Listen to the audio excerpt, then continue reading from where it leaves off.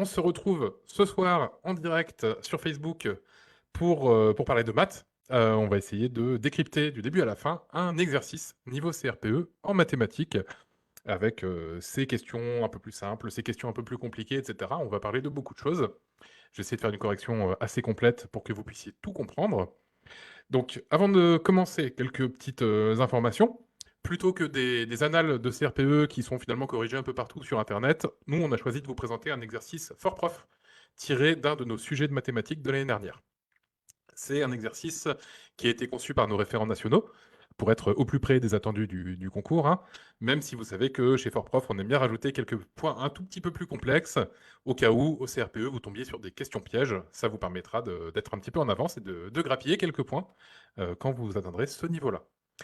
Donc la plupart d'entre vous ont pu télécharger le sujet et le préparer à l'avance.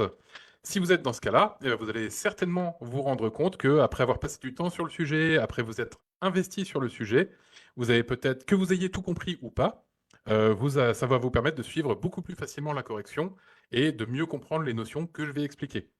Donc, pour les stagiaires qui sont déjà inscrits chez nous, vous reconnaissez que c'est le principe de la pédagogie inversée, hein.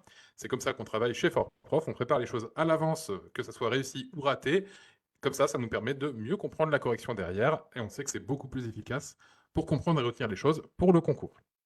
Alors, pour ce soir, je vais essayer de me mettre un peu dans la peau d'un candidat du CRPE et de vous montrer un petit peu mon processus de réflexion dans ce genre d'exercice. Bien entendu, chacun, je le dis souvent, a son rythme et a sa façon de faire, a sa propre méthode. Donc, n'essayez pas d'appliquer forcément à 100% ma méthode de réflexion si elle ne vous convient pas. L'important, ça va être de développer, vous, pendant votre préparation, pendant vos révisions, la méthode qui vous convient. Moi, ce que je vais faire, c'est un exemple parmi d'autres. Il y a plusieurs écoles pour réfléchir, même plusieurs méthodes de résolution de certains exercices. Donc, l'important, c'est vous de comprendre la logique, mais pas forcément d'appliquer la méthode exacte à 100% que moi je fais. Ensuite, l'exercice va peut-être vous paraître un petit peu difficile pour certaines questions, ou vous paraît peut-être déjà un peu difficile si vous l'avez déjà regardé. Gardez en tête que c'est un attendu pour l'écrit du CRPE au mois d'avril. Donc pour l'instant, si vous êtes inscrit chez Fort Prof, vous êtes en début de préparation. Donc c'est normal pour l'instant si vous ne comprenez pas tout, puisque c'est les attendus vraiment au mois d'avril. Donc je vais essayer quand même de vous expliquer de manière assez simple un petit peu tout. Mais ça, c'est pas le niveau qu'on attend de vous actuellement, c'est le niveau qu'on attendra de vous au concours. Alors, je vois sur le chat qu'on nous demande s'il y aura un replay. Donc oui, je l'ai dit tout à l'heure, mais il y aura effectivement un replay, hein. Dès la fin de ce live, il va rester sur Facebook et j'imagine que mes collègues vont le mettre sur YouTube. Et sinon, pour les stagiaires inscrits, on va vous le mettre dans la formule, dans le module, pardon, Introduction à la remise à niveau de maths. Donc là où il y a tous les cours de soutien qu'on a fait cet été, on vous mettra le sujet, le replay à côté. Vous pourrez le consulter quand vous voulez. Ça va être important puisque pour bien comprendre un exercice de maths, malheureusement, un live, ça va vite. Et comme c'est un décryptage de sujet et pas forcément un cours complet, je ne vais pas prendre forcément les questions de chat et y répondre. Sinon, on est là jusqu'à 23h et ça va vous embêter de parler de maths jusqu'à 23h, je pense. Donc, n'hésitez pas, si vous ne comprenez pas tout, si vous avez du mal à suivre, à regarder le replay ce soir ou demain avec l'exercice et à faire des pauses, à revenir en arrière, etc. C'est comme ça, en insistant un peu sur la correction, qu'on comprend bien, hein. Donc, ça, il ne faut pas hésiter à le faire. Voilà, on va peut-être commencer maintenant notre exercice. Hop. Alors, donc ça, je viens d'en parler. La première étape, quand on commence un exercice au CRPE, qu'est-ce que c'est? Surtout quand vous serez au concours, la première chose, c'est en priorité de bien lire l'exercice dans sa totalité. C'est-à-dire pas uniquement lire le sujet. On vous conseille de faire une lecture active pour non seulement identifier les notions utilisées, mais aussi le contexte de l'exercice et commencer à prévoir peut-être les pièges dans lesquels vous risquez de tomber quand vous aurez le nez dans les calculs. Alors, une technique possible pour ça, que moi je vais appliquer ici, c'est d'annoter les questions avec différents symboles. Moi, j'utilise différents symboles.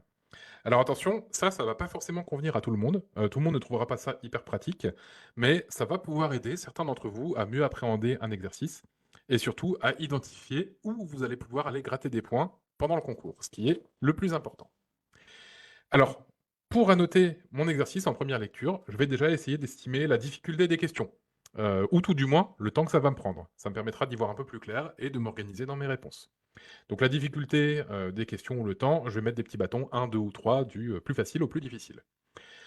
Ensuite, mes annotations, je vais identifier aussi ce que j'appelle les questions liées, c'est-à-dire une question dont la réponse dépend d'une autre. Par exemple, si je me rends compte que je ne peux pas répondre à la question numéro 2 sans avoir la réponse de la 1 et que j'arrive pas à faire la question 1, bah, je ne vais pas forcément m'embêter à aller chercher la 2. Ok, je ne vais pas perdre de temps et je vais aller faire autre chose pour essayer d'aller chercher des points. Donc ça, je vais le noter, ça va m'aider un petit peu. Je vais aussi essayer de me noter les consignes multiples. C'est-à-dire que si une question nous demande plusieurs réponses, identifiées pour chaque chose, etc., on a vite fait d'oublier ça quand on est au plein milieu d'un calcul. On fait notre calcul, on arrive sur le premier résultat, on le note, on est content, on passe à la suite parce qu'il reste plus beaucoup de temps, et on oublie que la consigne, elle nous demandait deux réponses. Donc ça, il faut que ça nous saute aux yeux, on avance, donc c'est pour ça que moi, je vais les surligner de mon côté. Et enfin, dernièrement, je vais mettre un petit symbole pour les questions pièges quand je les vois. Alors, encore une fois, ça n'a pas l'air d'être grand-chose comme ça, mais ça peut vous sauver quelques points quand vous serez au milieu de votre exercice avec le nez dans le guidon. On ne va pas forcément identifier tous les pièges, hein, c'est pas forcément facile de le faire du premier coup, mais si on voit des petites alertes, au moins on les gardera en tête. Alors en pratique, comment ça se passe cette technique pour annoter un exercice en première lecture? Eh ben, tout simplement, je vais prendre dans l'ordre, hein. Premièrement, en parlant du contexte, déjà on nous parle de vitesse moyenne. Alors, si vous avez déjà commencé à réviser les statistiques, vous savez que la moyenne, ça peut être quelque chose qui est truffé de pièges. Par exemple, si on fait des moyennes de moyenne, etc., etc. Donc, par sécurité, je vais mettre un petit symbole attention. Il y a peut-être un piège là-dedans où il faut que je fasse attention. C'est pas dit que cette partie-là va nous tendre un piège particulier, hein, mais c'est toujours bien de se dire qu'on va se servir d'une notion qui peut présenter beaucoup de pièges. Alors ensuite, question 1. Donc, je pars du principe que vous avez lu un peu le sujet à l'avance, hein, donc je ne vais pas tout relire, sinon on va prendre trop de temps. Pour la question 1, on nous demande déjà de calculer une durée. Première alerte, quand je calcule une durée, bah, je sais qu'il va y avoir des conversions à faire entre les heures, les minutes, etc. Il faudra faire bien attention à ça, donc je mets même mon petit symbole, comme ça, je vais le garder en tête. Ensuite, je dois calculer donc une durée maximale dans cette question, mais attention, en rajoutant une pause de 2 heures. Et ça, je sais, alors moi, c'est moi, personnellement, je me connais. Si je suis dans un calcul, je vais complètement oublier de rajouter les 2 heures à la fin et je vais me planter, je vais perdre le point. Donc, je me mets une petite alerte aussi. Attention, n'oublie pas de rajouter 2 heures à la fin de ta question, sinon tu vas te sentir bien bête à la fin. Alors, je vois aussi qu'on a une consigne multiple, que je surligne ici, puisqu'il faut qu'on calcule une durée pour chaque groupe. Donc, il faudra qu'on ait deux réponses, la durée pour le groupe 1 et la durée pour le groupe 2. Et enfin, j'ai l'impression que c'est une question qui est quand même un peu plutôt facile, pas très longue, donc je vais lui mettre une difficulté 1. Je sais que je peux y répondre en premier sans perdre beaucoup de temps. Alors, question 2, on a encore une consigne multiple, puisqu'on doit faire encore un calcul pour chaque groupe. Ensuite, on a la vitesse des groupes, on veut calculer leur heure d'arrivée. A priori, ça devrait être plutôt facile, même si j'ai pas encore trop étudié la question, donc je vais mettre difficulté 1.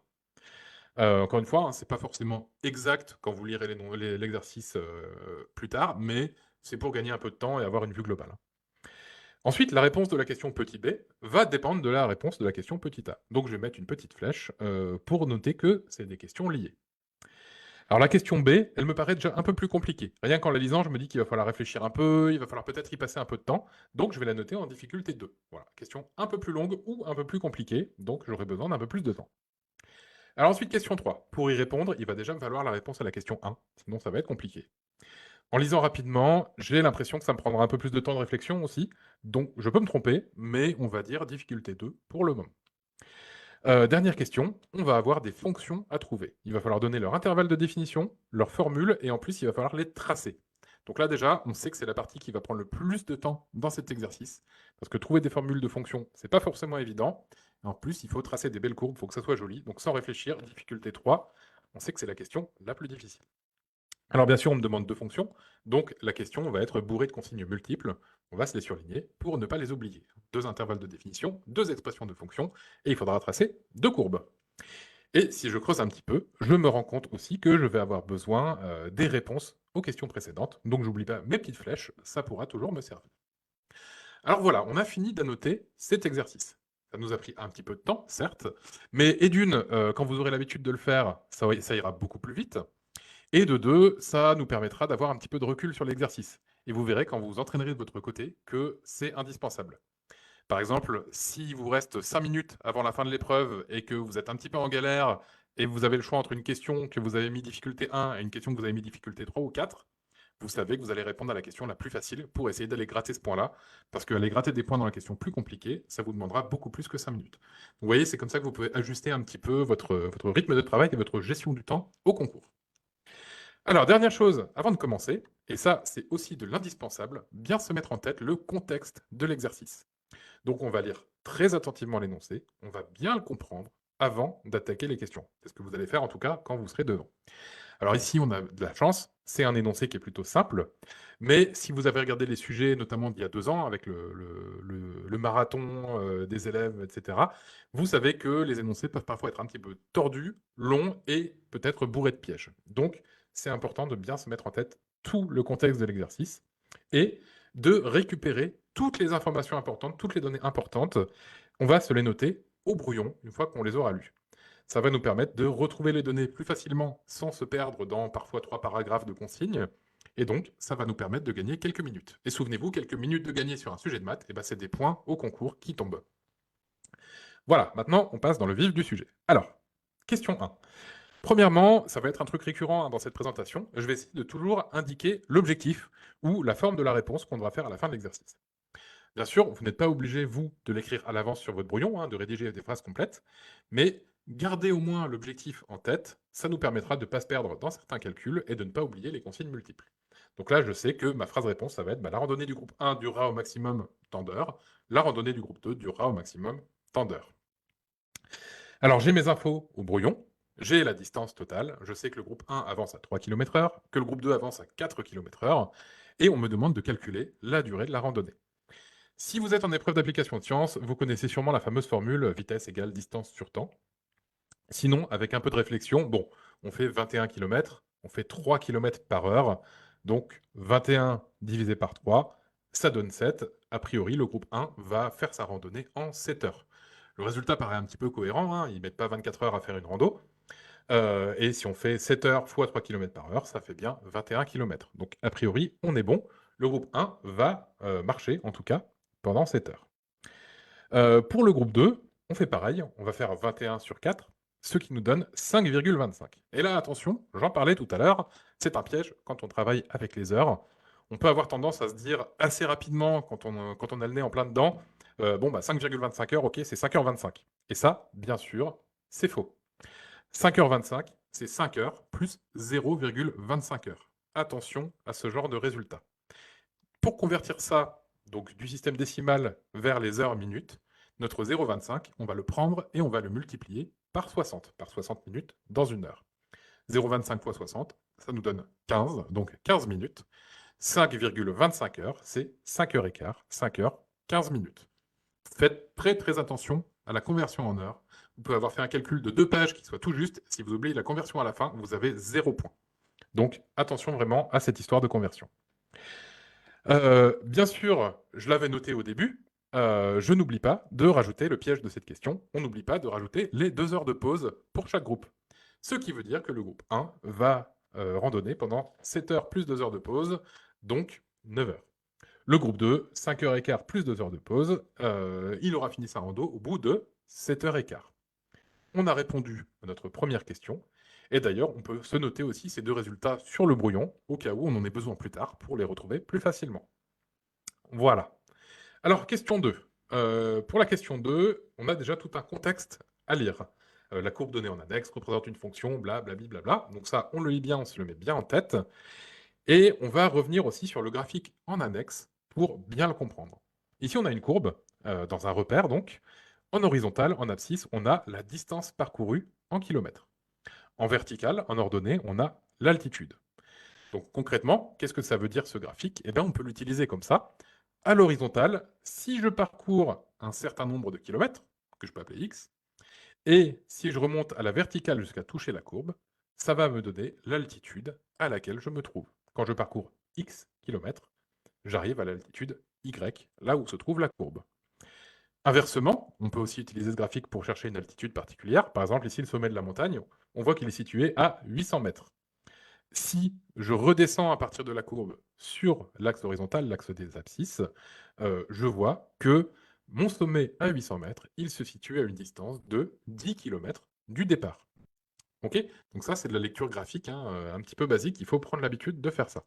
Et ça va m'aider parce que répondre à la question 2, au final, c'est-à-dire donner l'heure d'arrivée de chaque groupe, et ben finalement, ça revient à se dire, combien de temps va mettre chaque groupe pour parcourir 10 kilomètres.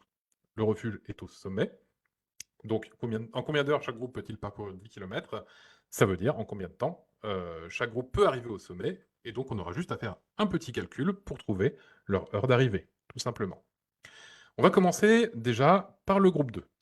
Le groupe 2, pour savoir combien de temps ils vont mettre, eh ben, on va diviser 10 kilomètres, hein, la durée qu'ils doivent, la distance pardon, qu'ils doivent parcourir, par leur vitesse, c'est-à-dire 4 km/h. Donc on fait 10 divisé par 4, ça nous donne 2,5 heures.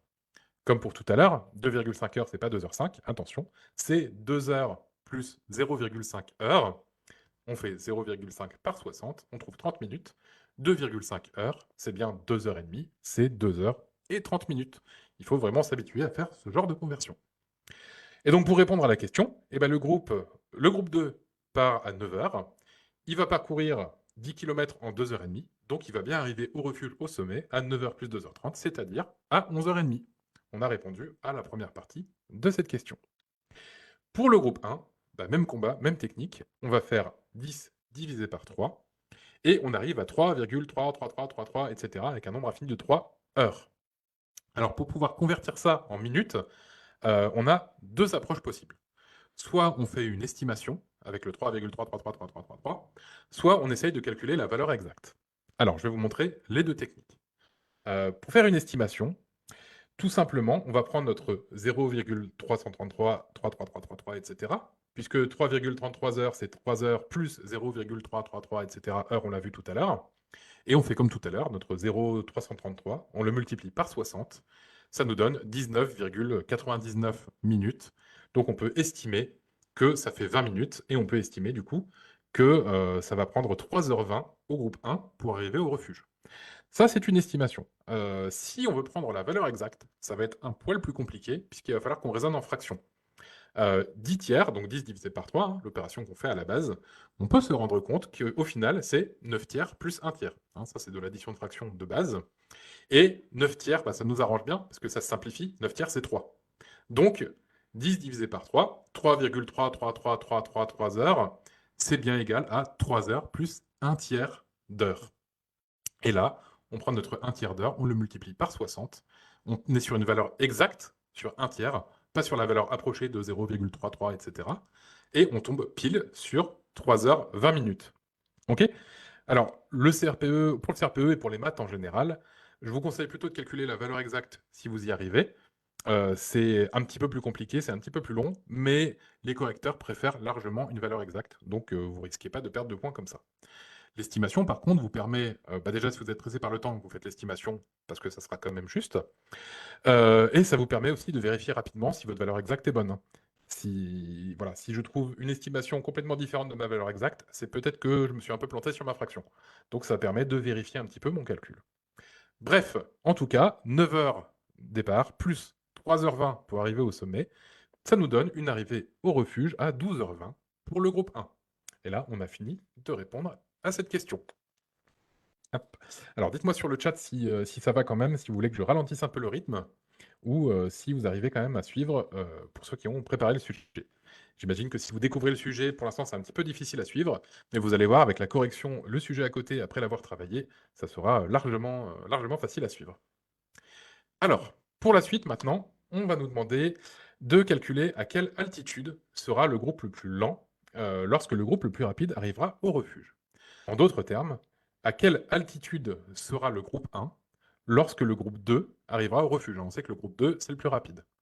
En d'autres autres termes, à quelle altitude sera le groupe 1 à 11h30, c'est-à-dire au bout de 2h30 de route? C'est ça notre objectif finalement. Donc on a traduit un petit peu la question en quelque chose à quoi on sait répondre. Et étant donné qu'on a un joli graphique qui nous montre l'altitude en fonction de la distance parcourue, eh ben, on peut en déduire la vraie question qui nous est posée. Concrètement, si on arrive à trouver au bout de 2h30 combien de kilomètres ont été parcourus par le groupe 1, on pourra utiliser le graphique, comme tout à l'heure, pour trouver leur altitude. Si ce n'est pas assez clair, je vous montre en pratique concrètement. Lorsque le groupe 2 arrivera au refuge, euh, il sera 11h30. Ils auront marché pendant 2h30, hein, on vient de le calculer. Comme on sait que le groupe 1 marche à 3 km par heure, eh ben, il suffit de multiplier 3 par 2,5. 2h30, c'est 2,5 heures. On multiplie 3 par 2,5 pour trouver combien de kilomètres ils auront parcouru quand le groupe 2 arrivera au refuge. Donc comme je disais, 2h30, c'est bien 2,5 heures. Quand on fait des calculs, il faut reconvertir les heures-minutes au format décimal. 3 fois 2,5, ça nous donne 7 km et demi parcourus à 11h30. Ok. Donc le groupe 1 aura parcouru 7,5 km. Armé de cette information, je vais pouvoir aller voir dans mon graphique, qui représente l'altitude en fonction des kilomètres parcourus, et je vais pouvoir aller me balader sur l'axe des abscisses jusqu'à 7,5, quand je parcours 7,5 km. Je remonte perpendiculairement jusqu'à toucher la courbe, j'arrive à environ 740, 750 mètres. Ok. Tout simplement, on a répondu à la question. À 11h30, le groupe 1 sera à environ 740 mètres d'altitude. Ici, on a le droit d'utiliser une estimation, une valeur approximative, puisque l'énoncé nous dit bien à quelle altitude approximative sera le second groupe. Donc, si vous répondez 740, 750, 760, ça va passer, il n'y a pas de souci. L'important, c'est que vous prouviez que vous savez faire une lecture graphique de la courbe. Ok, question 3 maintenant.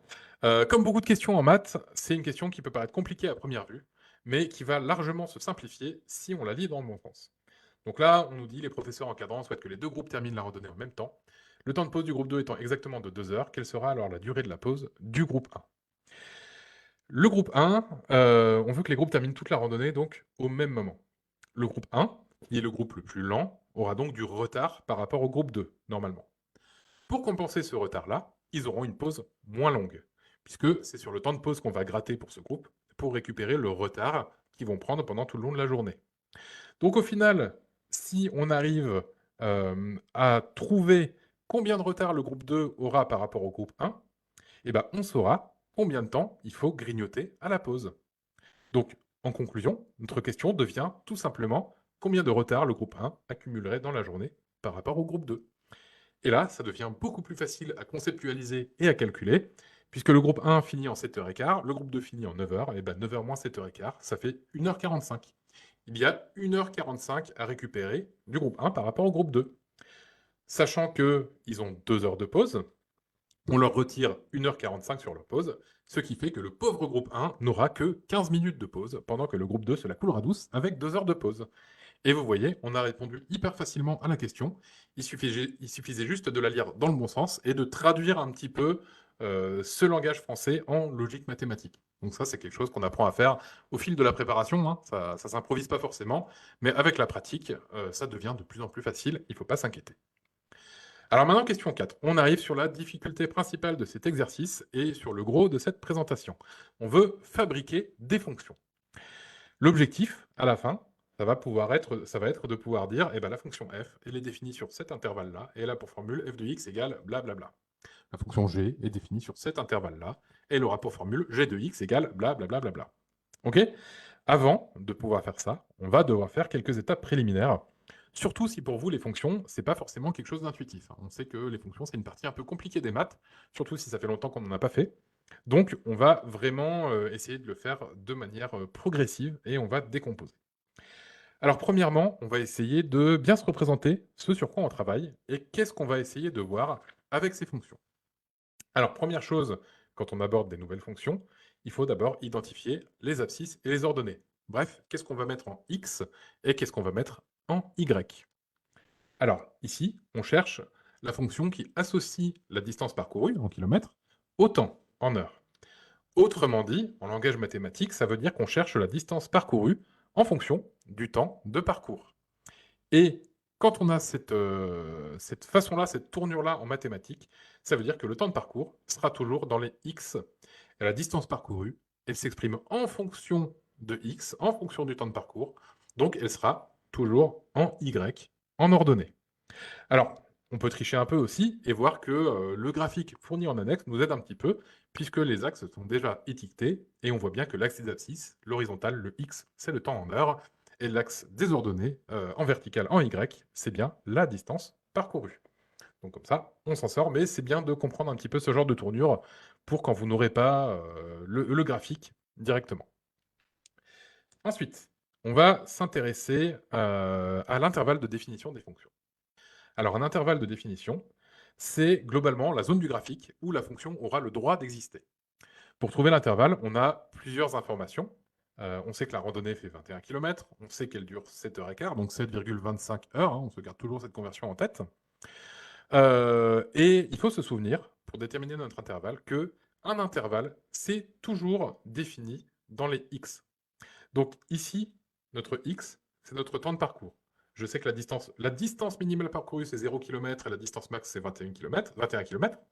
Et le temps de parcours minimal, bah, ça sera 0 heure. Le temps maximal, ça sera 7,25 heures, 7h15.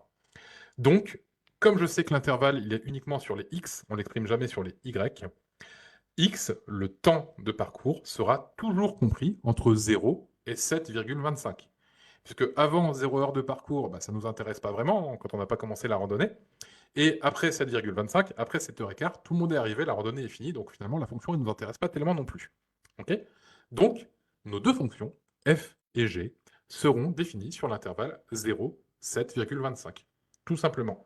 On a trouvé l'intervalle de définition des deux fonctions, on a gagné un petit point au concours. Alors maintenant, avant de chercher la formule précise et l'expression de ces fonctions, on va déjà essayer de se représenter ce qu'on cherche et ce à quoi on va s'attendre. Donc un petit peu abstraitement, on va juste réfléchir pour le moment. Au départ, à 9 h du matin, on a bien 0 km parcouru et 0 heure de marche. Pour l'instant, pas de souci particulier. Ça veut dire quoi? Ça veut dire que notre fonction va passer par l'origine du repère, par le point de coordonnées 0, 0. Ensuite, on aura également le temps de marche et le nombre de kilomètres parcourus jusqu'au refuge. Ça, on l'a trouvé un peu plus haut dans l'exercice. Donc, on va avoir un deuxième point par lequel notre courbe va passer. Un point qui se situe voilà, à 2h30 et à un nombre de kilomètres qu'on a défini tout à l'heure pour arriver au refuge. Dernière information, on sait que nos élèves marchent à une vitesse constante, c'est-à-dire soit 3 km/h, soit 4 km/h. Donc notre fonction va être une droite. Avec tout ça, eh ben, on aura une droite qui passe par l'origine du repère. Donc, on cherche une fonction linéaire de type y égale quelque chose fois x. Ok, on a pu conceptualiser un petit peu le début de la fonction qu'on cherche à trouver.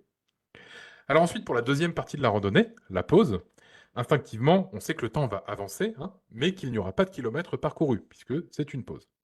Traduit en langage mathématique, ça veut dire qu'on va avancer sur l'axe x, sur le temps, mais par contre qu'on ne bougera pas dans l'axe y, qu'on ne bougera pas dans les kilomètres parcourus. Il y aura 0 km parcouru. Donc ça va nous donner une fonction constante parallèle à l'axe des abscisses. Pendant tout le temps de pause, les élèves restent à la même distance parcourue en kilomètres. Donc, fonction constante, ce sera une droite parallèle à l'axe des abscisses. Maintenant, pour finir, la dernière partie de la randonnée, eh ben, elle va un peu ressembler à la première, puisque c'est toujours la même vitesse de marche. Par contre, sur le graphique, la courbe, elle va démarrer à la fin de la pause, ici en X et en Y, et elle va se terminer à la fin de la randonnée, c'est-à-dire à 7,25 en X, hein, 7h15, et à 21 en Y. Donc si je trace la droite complète, je me rends compte ici que je ne suis pas sur une fonction linéaire, parce que regardez, ma droite, elle ne coupe pas le repère au niveau de l'origine, à 0, 0. Il y a ce qu'on appelle une ordonnée à l'origine, qui est négative ici. Hein. Vous voyez que la fonction coupe l'axe des ordonnées en dessous de 0, en dessous de l'axe des abscisses. Conclusion, on ne parle pas ici d'une fonction linéaire pour la troisième partie, on parle d'une fonction affine, qui sera sous la forme du coup y égale ax plus b. Donc il va falloir trouver quelques informations supplémentaires. Et ce travail-là, ça va nous permettre de comprendre un peu mieux de quoi on parle. Et finalement, j'ai même envie de dire que c'est la clé de cet exercice. C'est ce qui va nous permettre de comprendre de quoi on parle, et c'est ce qui va nous permettre de vérifier aussi nos erreurs, de voir si tout est cohérent, et de voir si finalement on a le bon raisonnement pour répondre à cette question. Comme c'est un peu la clé de cet exercice, cette partie, si vous n'avez pas tout compris à ce que je viens de dire, n'hésitez vraiment pas à revisionner cette partie en replay, à revenir sur cette partie pour bien la comprendre, parce que c'est un peu difficile au début de conceptualiser ce genre de choses sans se servir d'une fonction, juste avec la réflexion. C'est très utile, mais il faut prendre un peu le coup de main, donc n'hésitez pas à retravailler dessus. Si vous en avez besoin, ça vous servira. Alors maintenant qu'on a une très bonne idée de la tête de nos fonctions, on va essayer de regarder les formules. Alors pour les formules de fonctions, je vais commencer par le groupe 2.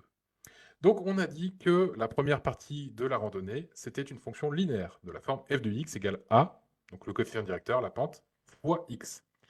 La seule chose à trouver ici, c'est la pente de la fonction, c'est le a. Pour le trouver facilement, on va se demander comment évoluent les y, les kilomètres, en fonction des x, en fonction du temps. Lorsque x égale 1, quand on a fait 1 km, et ben y égale, quand on a fait 1 heure de marche, et ben y égale 4. On a fait 4 km. C'est logique, on marche à 4 km par heure. Hein.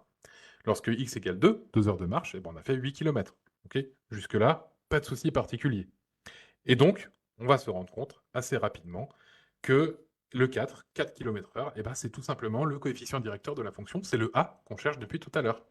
G de x va être égal à 4 fois x. Okay, puisque on est à 4 km par heure, donc on prend le nombre d'heures qu'on a fait, on multiplie par 4 et on aura le nombre de kilomètres qui ont été parcourus. Alors bien sûr, c'est sur la première partie de la fonction, hein, la partie que j'avais mis en orange tout à l'heure. Donc cette formule, g de x égale 4x, ça ne s'applique que entre 0 et 2,5, ou entre 0 et 2h30 pour le groupe 2. Hein. Ça, il faut bien avoir compris ça. Alors ensuite, on va faire la pause. À 2h30, à 2,5 heures, le groupe 2 aura parcouru 10 km. Et on s'est dit du coup que la fonction n'allait pas augmenter, qu'on cherchait une fonction constante. Une fonction constante, il n'y a pas de x dans la formule. Donc, on peut se dire, et bien, tout simplement, g de x va être égal à 10. La valeur en y, peu importe la valeur en x, sera toujours égale à 10 entre 2h30 et 4h30, c'est-à-dire pendant les 2 heures de temps de pause du groupe 1. Ok, ça correspond à la partie bleue de la courbe, la partie horizontale qu'on a vue tout à l'heure. Alors, on peut déjà peut-être commencer à tracer ces deux bouts de fonction pour bien se les représenter. Je m'avance un peu hein, sur la question B, mais c'est pour qu'on se les représente plus facilement. Si je trace ici la courbe g de x égale 4x, entre 0 et 2,5, eh bien vous voyez que j'ai bien une courbe qui passe par l'origine du repère. Quand mon x égale 1, mon y est bien égal à 4. Quand mon x égale 2, mon y est bien égal à 8. Donc j'ai bien respecté le coefficient directeur de ma fonction. Et donc, entre 0 et 2,5, et ben, g de x égale 4x. Voilà la courbe représentative du groupe 2. Ensuite, pour la pause, on a dit qu'on restait à kilomètre constant. Donc, on reste à 10 entre 2h30 et 4h30. C'est-à-dire que g de x est égal à 10 entre 2,5 et 4,5. On vient de confirmer ce qu'on a vu tout à l'heure, la modélisation de la fonction pour la première partie de la rando et pour la pause. Alors maintenant, pour la troisième partie, eh ben, on va continuer pareil. Le souci, par contre, c'est que... hop, alors attendez, j'ai un petit souci technique. Voilà, c'est bon. Le souci, c'est qu'on veut une fonction affine. Donc, il va falloir trouver l'ordonnée à l'origine, et ça, on ne la connaît pas. Cela dit, on va pouvoir quand même un petit peu tricher. Je vais vous montrer. Alors, on sait déjà que la pente de la fonction, donc le ax dans la formule ax plus b de la fonction affine, bah, ça sera toujours la même. Hein. Le groupe n'a pas changé de vitesse, il marche toujours à 4 km/h. Donc, notre fonction g, pour sa dernière partie, ressemblera à quelque chose qui ressemble à g de x égale 4x, plus ou moins, blablabla. Bla, bla, bla. Ok, donc cette première partie de la fonction, pour l'instant, pas de souci particulier, on l'a. Maintenant, pour tricher un peu et pour trouver le reste de la formule, je vous montre comment ça marche. On sait que la fonction va passer par le point de coordonnées 4,5, 10. Pourquoi? Parce qu'au bout de 4h30 de randonnée, quand ils vont partir sur la dernière partie, ils seront à 10 km. Ils auront parcouru 10 km, ils seront au refuge à la fin de la pause. Donc on sait que cette fonction g, peu importe sa formule, elle va passer par le point de coordonnées 4,510. Et ça, qu'est-ce que ça veut dire? Ça veut dire que g de 4,5 doit être égal à 10. Si je prends la formule que j'avais imaginée tout à l'heure, g de x égale 4x, je fais g de 4,5, c'est-à-dire 4,5 fois 4, ça me donne 18, ça ne me donne pas 10. Donc ma formule n'est pas bonne. Par contre, pour trouver la fin de la formule, est-ce que je peux ajouter ou enlever quelque chose à ma formule pour passer de 18 à 8? Bah oui, je peux dire, tiens, je vais peut-être faire moins 8, et ça va marcher. J'essaye. Si g de x égale 4x moins 8, je calcule g de 4,5, ça fait 4,5 fois 4, toujours 18, moins 8, ça fait 10. Avec cette formule-là, on sait que notre droite est bonne, hein, notre coefficient directeur il est bon, ça on le sait, et avec cette formule-là, avec cette ordonnée à l'origine de moins 8, eh ben, notre fonction passe par le point de coordonnée qu'on veut qu'elle passe. Donc, notre formule est bonne, on vient de tricher un petit peu et de trouver la formule de notre fonction affine pour le groupe 2. Donc si ça vous paraît assez simple, c'est pas forcément plus compliqué et on vient de répondre à une des questions les plus complexes de l'exercice. Si ça vous paraît pas forcément simple, insistez un petit peu avec la correction, essayez de revoir un petit peu comme je disais tout à l'heure, hein, et ça va finir par venir. Alors, maintenant qu'on a cette fonction affine, ben, on peut la tracer aussi, hein, pour la question 4b. On sait qu'elle va ressembler à ça, hein. On est bien à 4,5 en x, on est bien à 10 en y, puisque c'est l'heure à laquelle on part du refuge et on a fait 10 km. Et on voit qu'à 7,25, c'est-à-dire 7h15, eh ben, on arrive à 21 km parcourus. Donc notre courbe représentative de la fonction, elle est bonne et elle ressemble bien à ce qu'on a prévu tout à l'heure. Elle traduit bien aussi les données de l'exercice et les calculs qu'on a fait tout à l'heure. Donc cette courbe-là, elle est bonne. Conclusion, g de x égale 4x entre 0 et 2,5, g de x égale 10 entre 2,5 et 4,5, g de x égale 4x moins 8 entre 4,5 et 7,25. Vous voyez pourquoi j'ai mis difficulté 3 pour cette question. Ça prend quand même un petit peu de temps. Et le petit piège aussi, c'est que ce n'est pas une fonction avec une formule unique, c'est une fonction avec une formule différente selon les intervalles considérés. Alors, on va faire exactement la même chose du coup pour le groupe 1. Première partie de la randonnée, on est sur une fonction linéaire. Cette fois-ci, le groupe 1 marche à 3 km/h. Donc, lorsque x égale 1, y sera égal à 3. Lorsque x égale 2, il y aura 6 km parcourus, etc., etc. Bref, même raisonnement que tout à l'heure. F de x sera égal à 3x. Entre cette fois 0 et 3h20, puisque le groupe 1 n'arrive pas à la même heure que les autres au refuge. Donc, on retrouve cette formule de fonction linéaire, f de x égale 3x, qui traduit bien notre situation d'élève qui avance à 3 km/h. Ensuite, pour le temps de pause, ça va être très simple aussi. On sait que le temps de pause, c'est une fonction constante, qu'elle a toujours la même valeur. Donc, f de x va être égal à 10. Ça ne change pas. Par contre, dans quel intervalle elle va être égale à 10? Et bien, on a calculé tout à l'heure, on sait que le groupe 1, il n'aura qu'un quart d'heure de pause. Donc, f de x sera égal à 10 entre 3h20 et 3h35. On peut aussi commencer à la tracer, hein, si on veut. F de x égale 3x entre 0 et 3h20. D'ailleurs, on voit que la courbe bleue prend du retard sur la courbe rouge. C'est normal, c'est parce que le groupe avance moins vite. Et ils auront, entre 3h20 et 3h35, une petite pause où f de x sera toujours égal à 10. Ensuite, il faudra faire attention, parce que pour placer 3h20 et 3h35 sur un repère, il va falloir convertir ça en décimales, que ce soit 3, quelque chose. Donc ça, on en parlera un petit peu tout à l'heure à la fin pour faire ça un peu plus simplement. Alors maintenant, on termine avec notre deuxième partie de randonnée pour la formule de la fonction f. C'est exactement comme tout à l'heure. Je sais que je dois avoir une fonction affine, mais je sais que la pente, ça sera toujours 3, puisque le groupe marche à 3 km/h. Donc f de x égale 3x, plus ou moins quelque chose. Et comme tout à l'heure, je vais tricher. La fonction f passe par le point de coordonnées 7,5, 21. Je choisis ce point-là parce que vous pouvez en choisir d'autres, hein, mais je choisis celui-là parce qu'il est un petit peu plus simple. 7,25, bah, c'est 7h15, fin de la rando, on a fait 21 km. Donc on est sûr que la fonction elle passe par ce point-là. Ce qui veut dire que f de x, f de 7,25 doit être égal à 21.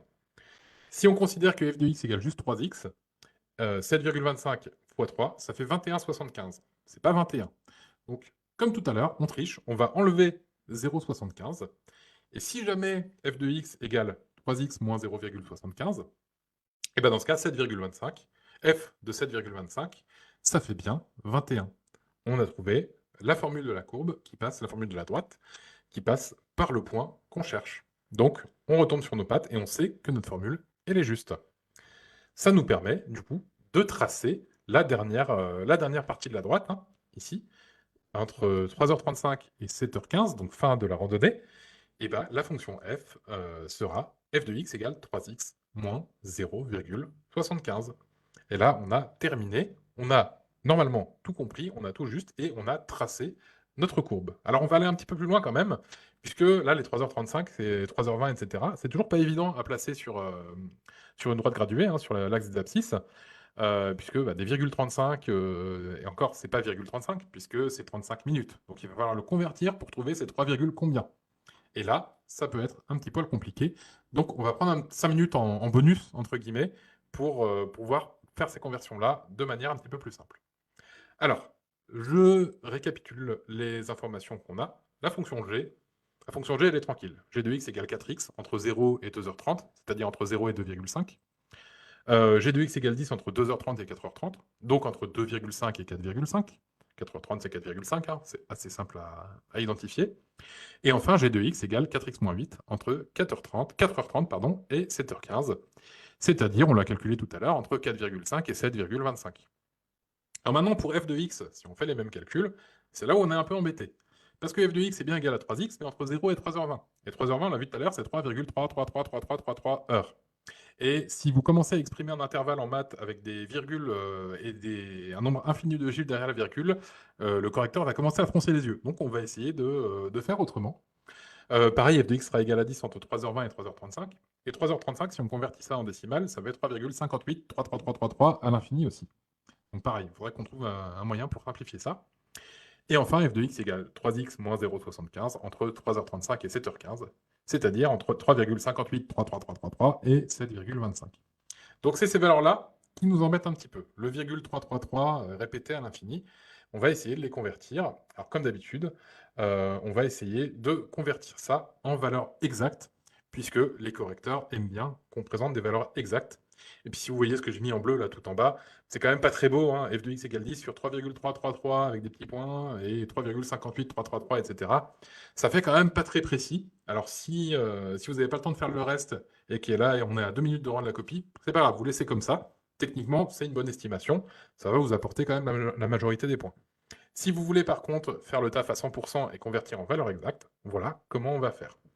Pour convertir des heures minutes en décimales avec des valeurs exactes, moi je vous propose de déjà tout convertir en minutes. C'est-à-dire 3h20, c'est 3 heures plus 20 minutes. 3 heures, c'est 3 fois 60, c'est 180 minutes.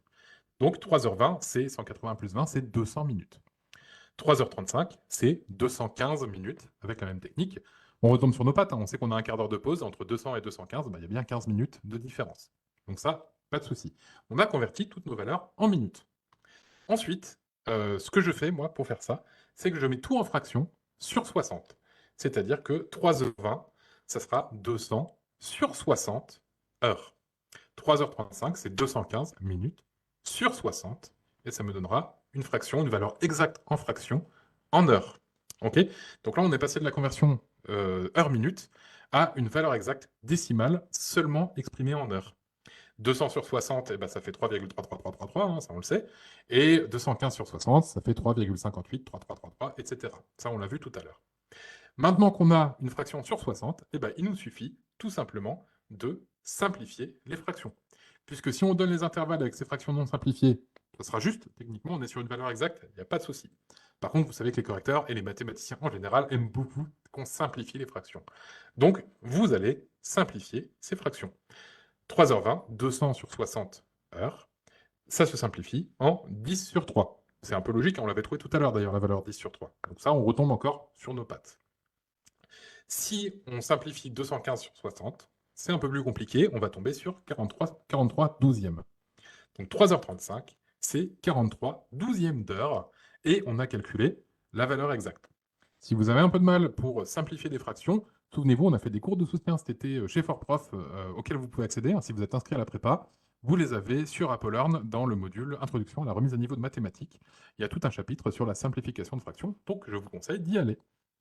Alors, on a simplifié nos fractions. Ça veut dire quoi? Ça veut dire qu'on a converti des heures-minutes en décimales avec tout simplement des valeurs exactes qui ne vont pas changer et qui sont tout à fait bonnes pour vous donner tous les points au concours.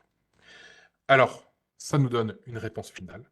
La fonction f est définie sur l'intervalle 0, 7,25 et elle a pour formule f de x égale 3x sur l'intervalle 0, 10 tiers. Elle a pour formule f de x égale 10 sur l'intervalle 10 tiers 43 douzièmes. Et elle a pour formule f de x égale 3x moins 0,75 sur l'intervalle 43 douzièmes 7,25. La fonction g, enfin, est définie sur l'intervalle 0, 7,25 et a pour formule f de x égale 4x sur 0, 2,5. Ici, je peux mettre les virgules, c'est une valeur exacte, il n'y a pas de chiffre à l'infini derrière la virgule. F de x égale 10 sur 2,5, 4,5. Et f de x égale 4x moins 8 sur 4,5, 7,25. On a terminé notre exercice. On a conceptualisé nos fonctions, on en a trouvé les formules, on a trouvé l'intervalle de définition, on a tout converti en valeur exacte. Donc là, a priori, on a tous les points au concours. On est bon. Et donc, pour rappel, on trace ensuite les courbes. La courbe représentative de la fonction f, ici en bleu, pour le groupe 1, et la courbe représentative de la fonction g, ici, pour le groupe 2. Inversement, pardon, F pour le... Oui, non, F pour le groupe 1, G pour le groupe 2. Excusez-moi, je m'y perds, c'est la fin du live. Voilà, on est bon, on a terminé notre exercice. J'espère que ça a été assez clair. Je vais arrêter ma petite présentation. Donc j'espère que ça a été assez clair pour vous. Encore une fois, si vous avez eu des difficultés à comprendre malgré le fait que vous ayez travaillé le sujet à l'avance, il ne faut pas hésiter à revenir sur le replay, à le mettre en pause, à retourner dessus, à revenir en arrière, etc. Parce que c'est comme ça que vous allez comprendre la logique. Et comprendre la logique, bah, finalement, c'est réussir les maths. Si vous galérez un petit peu en maths, si vous avez du mal à appréhender les maths, il faut vraiment voir ça comme un jeu de société. Les maths, c'est un jeu, il suffit de connaître les règles et après, on les applique. Le plus dur, c'est d'apprendre et de comprendre les règles du jeu. Mais ça reste quelque chose qui est relativement objectif, avec des règles claires que vous pouvez comprendre et appliquer. Voilà, on en a fini pour ce live. Donc j'espère que tout s'est bien passé pour vous. Je vous donne rendez-vous sur le replay si vous voulez le revoir. Et sinon, on se donne rendez-vous sur les prochains lives de FortProf sur Facebook. Pour la promo, les FortProf Hebdo, les lives de la semaine, les lives mensuels, FortProf News, etc., etc. On a plein de rendez-vous avec vous, on a plein d'informations à vous donner. J'avais noté de finir ce live sur la petite phrase « Est-ce que vous avez bien fait votre inscription au CRPE ?» Mais on a appris ce matin que les inscriptions étaient décalées jusqu'au 7 décembre, donc vous avez encore un petit peu de temps. Mais n'oubliez pas quand même de bien faire vos inscriptions au CRPE, ça serait dommage de préparer pendant un an et de ne pas avoir le droit d'y aller. Voilà, voilà, je vous laisse là et je vous souhaite une bonne fin de journée. À la prochaine. Merci, au revoir.